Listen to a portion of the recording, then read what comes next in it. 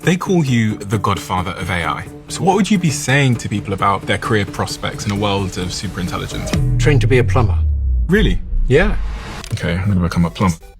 Why do they call you the godfather of AI? Because there weren't many people who believed that we could model AI on the brain so that it learned to do complicated things, like recognize objects in images or even do reasoning. And I pushed that approach for 50 years. And then Google acquired that technology. And I worked there for 10 years on something that's now used all the time in AI. And then you left. Yeah. Why? So that I could talk freely at a conference. What did you want to talk about freely? How dangerous AI could be. I realized that these things will one day get smarter than us, and we've never had to deal with that. And if you want to know what life's like when you're not the apex intelligence, ask a chicken.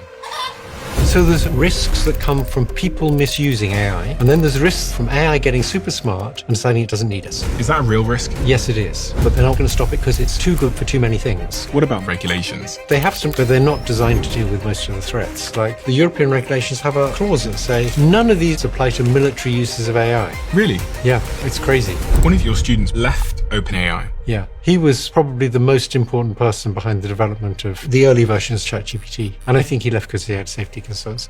We should recognize that this stuff is an existential threat. And we have to face the possibility that unless we do something soon, we're near the end. So let's do the risks in what we end up doing in such a world.